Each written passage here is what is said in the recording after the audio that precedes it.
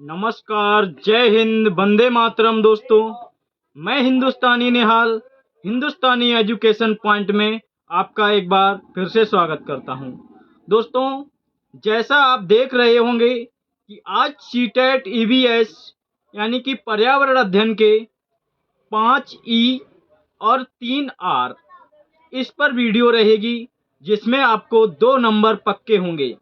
तो दोस्तों, वीडियो को लास्ट तक जरूर देखें, और अगर आप तक मेरी वीडियो जा रही है, आपने चैनल को सब्सक्राइब नहीं किया है, तो चैनल को सब्सक्राइब कर वीडियो को लाइक एंड शेयर करें और बने रहें हिंदुस्तानी एजुकेशन पॉइंट के साथ। तो चलिए अब वीडियो को स्टार्ट करते हैं। तो दोस्तों, आज के जो टॉपिक हैं, प्रमुख विषय यानी कि ईबीएस है, और टॉपिक है आज का पर्यावरण अध्ययन के 5 ई और पर्यावरण अध्ययन के 3 आर। यहाँ पर ये पर्यावरण होगा, ये गलत हो गया है थोड़ा। पर्यावरण अध्ययन के 3 आर। तो दोस्तों, इस पर वीडियो है, तो वीडियो को लास्ट तक जरूर देखें। ये आपका स्कोर अच्छा करने वाली वीडियो है। तो स्टार्ट करते हैं आज के बारे में कि आज क्या क्या है। दोस्तों दोस्तों ये जो 3 आर हैं, ये 3 आर कौन कौन से हैं आपके? ये जो 3 आर हैं, 3 आर कौन कौन से हैं आपके? रिड्यूज, रिसाइकिल और रीयूज, यानी कि कम उपयोग, पुनः चक्रण और पुनः उपयोग। दोस्तों, इसके बारे में आप जानते होंगे कि ये क्यों आते हैं। दोस्तों, यह क्या है? यह रिसाइकलिंग प्रक्रिया का भाग है, यानी कि हम जो हमारे यहाँ मटेरियल पदार्थ हैं, उनका कम उपयोग कैसे करें, उन्हें पुनः चक्रण कैसे करें और उनका उसके बाद पुनः उपयोग कैसे करें। तो दोस्तों, इसी के बारे में है ये 3 आर। इसीलिए हैं, यानी कि पहला है रिड्यूज, दूसरा है रिसाइकिल, तीसरा है रीयूज, यानी कि कम उपयोग करना है।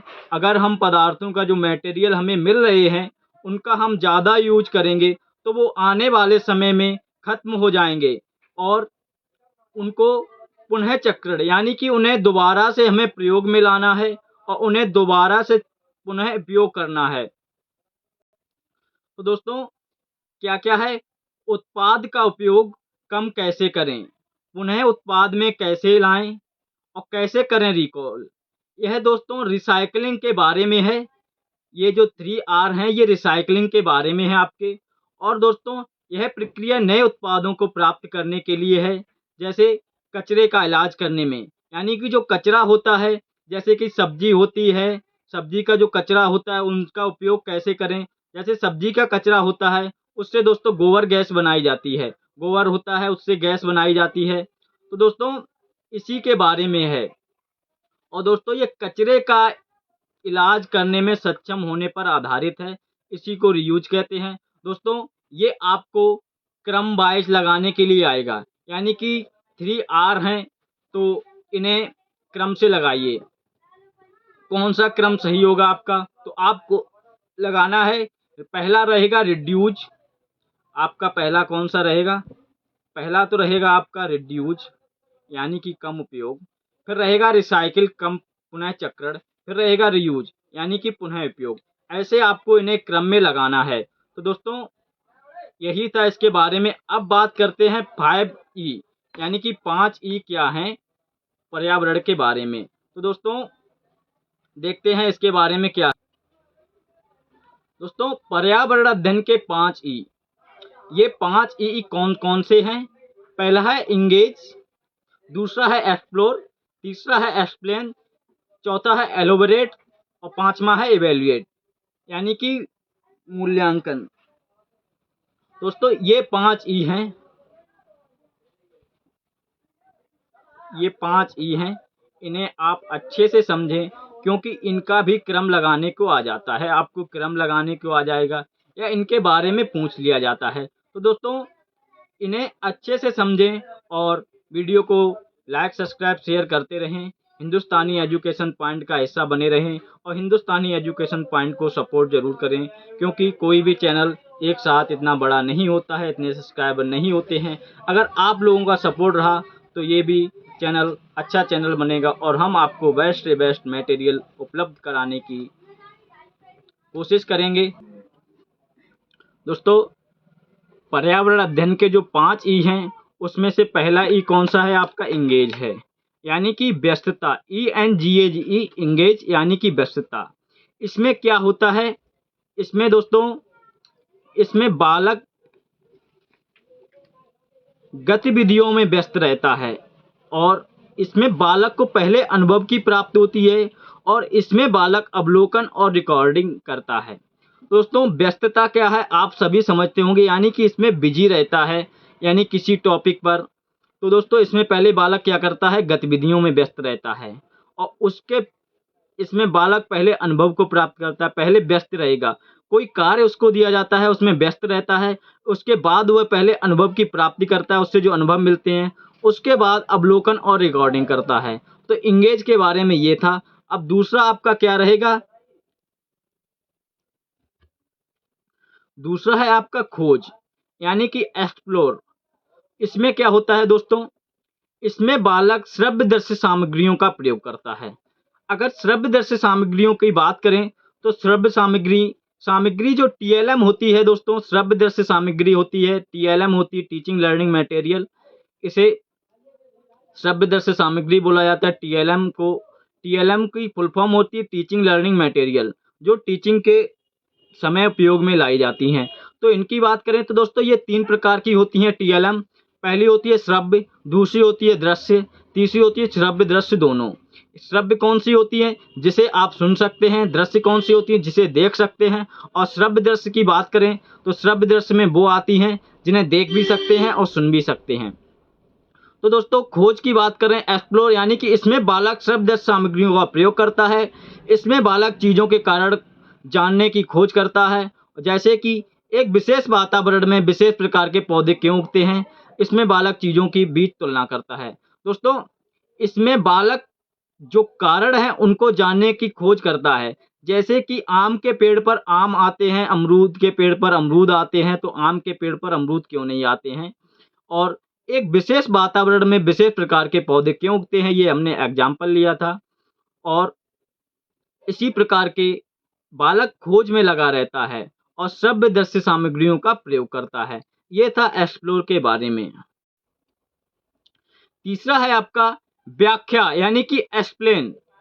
एक्सप्लेन क्या होता है आप सभी लोग जानते हैं, जैसे कि हम आपको अभी एक्सप्लेन करके बता रहे हैं। 5 ई है, तीसरी ई है एक्सप्लेन, यानी कि व्याख्या। इसमें बालक तर्क देता है और तर्क के आधार पर चीजों में संबंध स्थापित करता है। दोस्तों, पहले वो इंगेज करता है, यानी कि व्यस्त रहता है। दूसरा क्या करता है दोस्तों? दूसरे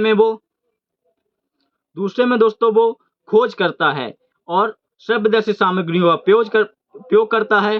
और तीसरे में दोस्तों एक्सप्लेन, यानी कि व्याख्या। इसमें दोस्तों वो तर्क करता है और तर्क के आधार पर चीजों में संबंध स्थापित करता है। जैसे शिकारी जानवरों की विशेषता क्या क्या होती है, ये एग्जाम्पल था आपका। तो दोस्तों, पहले वो व्यस्त रहता है किसी कार्य में, उसके कारण जानता है, फिर उसके बारे में खोज करता है, शब्द सामग्रियों का प्रयोग करता है, फिर दोस्तों एक्सप्लेन करता है, यानी कि तर्क देता है और तर्क के आधार पर चीज़ों में संबंध स्थापित करता है। और एग्जाम्पल आपका है जैसे कि शिकारी जानवरों की विशेषता क्या क्या होती हैं। तो ये था एक्सप्लेन के बारे में, व्याख्या के बारे में। अब इसके बाद आता है एलेबोरेट। दोस्तों, जब उसने खोज की, पहले इंगेज व्यस्त रहा, फिर उसने खोज की, फिर उसने तर्क किया। अब इसमें दोस्तों परिष्कृत वर्णन, यानी कि एलोबरेट। चौथी ई क्या है? एलोबरेट। इसमें बालक क्या करता है? इसमें बालक चर्चा करता है और अपनी राय देता है, तर्क करता है। पहले व्यस्त रहता है, फिर खोज करता है, फिर तर्क करता है, और फिर दोस्तों इसमें बालक चर्चा करता है, अपनी राय देता है तथा दूसरों की राय पूछता है। जैसे वन नहीं होंगे तो क्या होगा, वन नहीं होंगे तो क्या होगा, बारिश नहीं होगी तो क्या होगा, अगर पृथ्वी पर पेड़ पौधे नहीं हो तो क्या होगा। इस प्रकार के दोस्तों वो क्वेश्चन करता है और इसमें चर्चा करता है, अपनी राय देता है और दूसरों की राय पूछता है। दोस्तों, ये था आपका चौथा ई, यानी कि एलोबरेट। अब पांचवा ई आपका है इवेल्युएट, यानी कि मूल्यांकन। दोस्तों, पांचवी ई आपकी है मूल्यांकन, यानी कि इवेल्युएट। इसमें बालक एक निष्कर्ष पे पहुंच जाता है, जब वो सब कुछ कर लेता है, यानी कि तर्क भी कर लेता है, व्यस्त भी रहता है, कोई खोज करता है, उसकी व्याख्या भी करता है, उसके बाद दोस्तों वो एक निष्कर्ष पर पहुंचता है, जैसे सभी जानवरों में लगभग एक जैसी विशेषताएं पाई जाती हैं। पहले वो कह रहा था कि शिकारी जानवरों की विशेषता क्या होती है, अगर पृथ्वी पर वन नहीं होंगे तो क्या होगा, तर्क करता है, व्यस्त रहता है, उसका निष्कर्ष निकालता है। उसके बाद दोस्तों पांचवी ई है आपका इवेल्युएट, यानी कि मूल्यांकन। दोस्तों इसमें एक बालक एक निष्कर्ष पर पहुंचता है, जब सभी शिकारी जानवरों में लगभग एक जैसी विशेषताएं पाई जाती हैं, ये वो जान जाता है। तो दोस्तों आशा है कि आपको ये समझ आया होगा। इवेल्युएट इसमें ज़्यादा कुछ नहीं पूछा जाता है, आपको ये क्रम वाइज लगाने के लिए आता है। तो आपको 3R रीयूज, रिप्रोड्यूस और रिकॉल ये याद रहेगा, और आपको इंगेज, एक्सप्लोर और एलोबरेट, एलिवेट, इवेल्युएट ये भी आपको याद रखना है।